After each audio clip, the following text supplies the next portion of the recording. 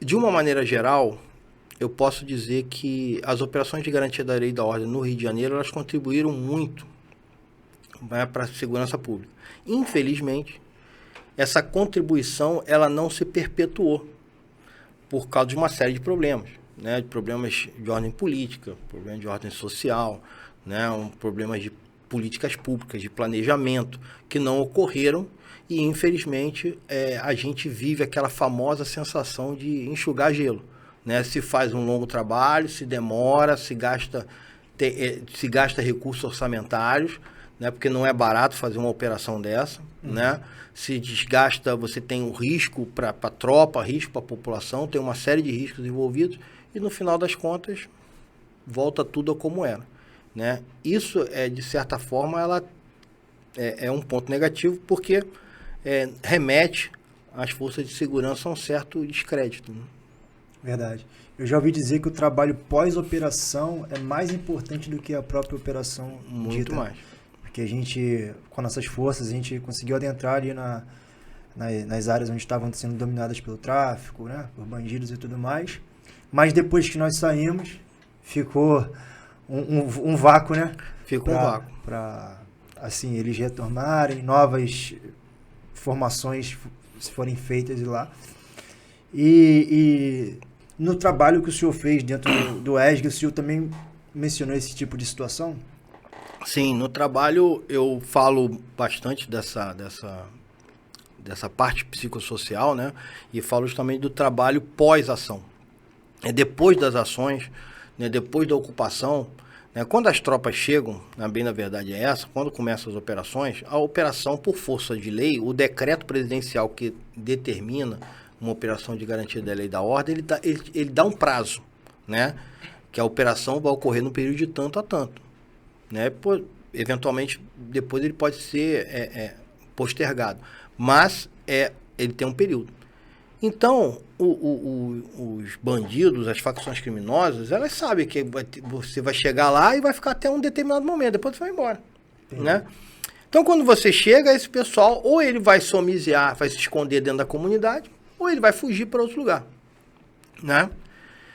E nesse momento, você fica ali naquele patrulhamento, fazendo aquela limpeza, apreendendo armas, drogas, vai achando e tal, vai vendo quem tem mandato, quem não tem, vai fazendo as prisões que são determinadas, né? Vai cumprindo a lei efetivamente, vai impondo o cumprimento da lei, né? E no final da operação, você simplesmente sai. Nesse momento que saem as tropas, é o momento pós-ação, onde você tem que vir o Estado. Né? O Estado tem que vir com educação, com saúde, com economia. Né? Por exemplo, não se fala de economia dentro da comunidade, mas a comunidade, né, qualquer comunidade, ela tem vida própria. Ela tem tudo ali dentro. Ela tem serviços de toda a ordem, ela tem prestação de serviço, ela tem comércio, ela tem escola, né, ela tem divertimento, ela tem tudo ali dentro. Então, as pessoas saem de lá só para trabalhar. E muitos trabalham lá dentro. Né? O morador de uma comunidade, ele é um empreendedor. Ele está sempre abrindo um comérciozinho para vender uma pequena mercearia, um bar, um pequeno restaurante. É um empreendedor. Então, ele está trabalhando ali. Né? Então, muitos trabalham ali dentro.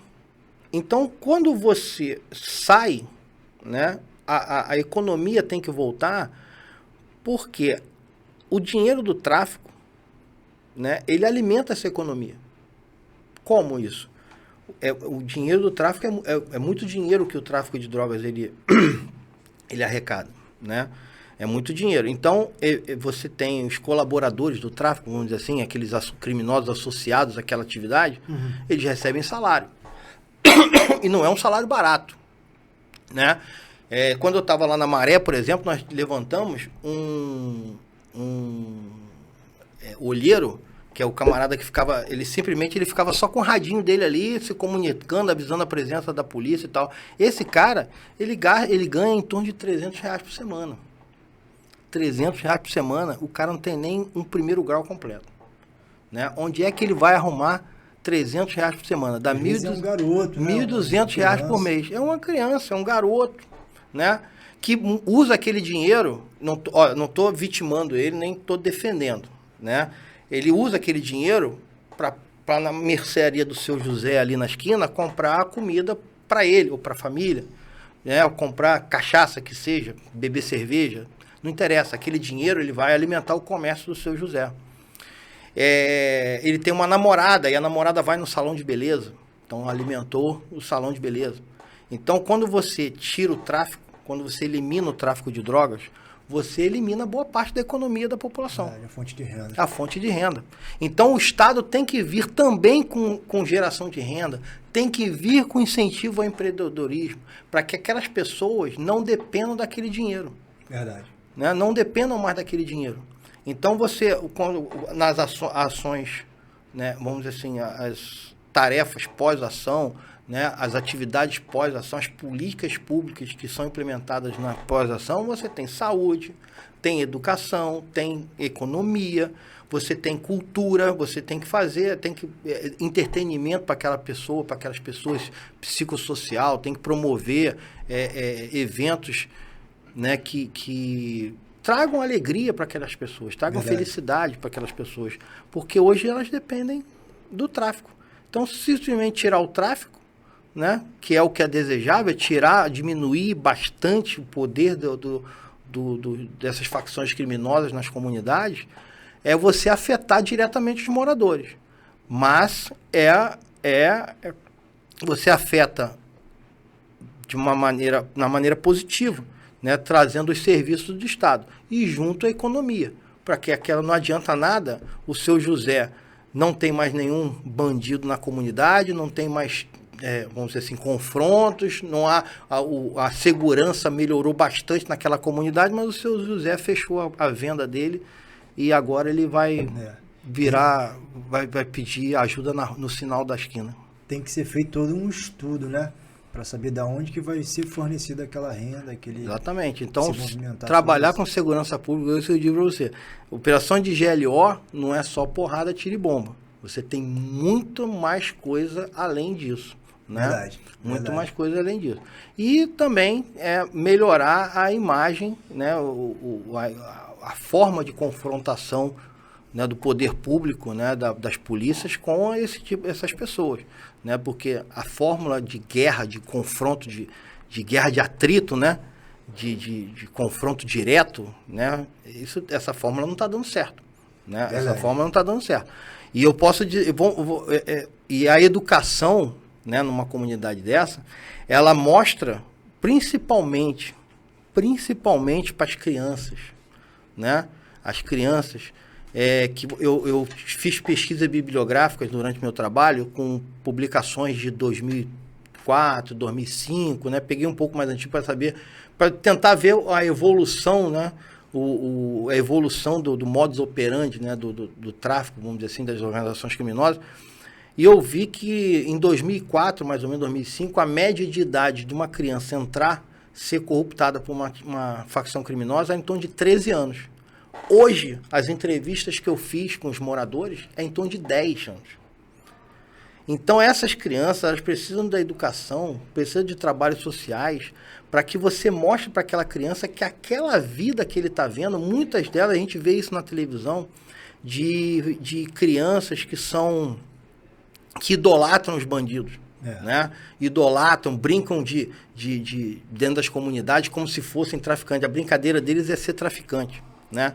Aí isso choca muita gente, mas é porque aquela criança, a figura de herói que ela tem é aquela pessoa, e não é difícil de você ver isso. Vamos imaginar a seguinte situação, imagine agora, qualquer um que esteja nos assistindo agora, imagina a seguinte situação, você chegou numa comunidade qualquer, né? Qualquer comunidade, essa comunidade ela tem uma rua principal, né? Com vários comércios, vários serviços, prestação de serviço, comércio, bares, restaurantes, salões de beleza, né?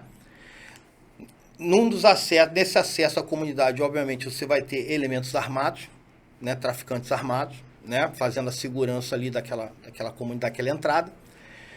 Crianças na rua, brincando, né? Pessoas no bar, bebendo, ali o transporte subindo e descendo, moradores indo e voltando do seu trabalho, mães na rua conversando, crianças entrando e saindo da escola. Imagina essa situação. De repente, chegam 2 viaturas da Polícia Militar. 2 viaturas da Polícia Militar, os policiais desembarcam, né, desembarcam daquela viatura e começam a troca de tiros. Ou seja, o traficante atira no policial. O policial, obviamente, ele para se revidar, para se defender, ele atira de volta. Ou seja, o caos se instala naquela comunidade. As crianças que estavam brincando deixaram de brincar, o comércio que estava aberto deixou de estar aberto, ele é fechado, o salão de beleza é fechado, as mães que estavam conversando começam a gritar, pegar seus filhos e correr para casa, eventualmente corpos no chão. Quem é o vilão dessa história? Polícia, né? A polícia. Esse é o vilão da história. Então, isso tem que ser mudado. Essa política, essa de confronto, de entrar em comunidade, ela não pode mais ser. Quando as pessoas falam, alguns demagogos que não conhecem nada, nós temos que combater com livros, temos que distribuir amor. Não, também não é assim. Porque o camarada que está lá com um fuzil na mão, ele não está ali para brincar. E ele não vai largar aquele fuzil, porque ele está ganhando R$800 por mês. Ele está com R$800 por mês, ele está com um cordão de ouro que vale uma fortuna, né? Ele tem poder dentro da comunidade, ele impõe respeito, ele tem um monte de menina paquerando ele na comunidade, então ele é o grande herói.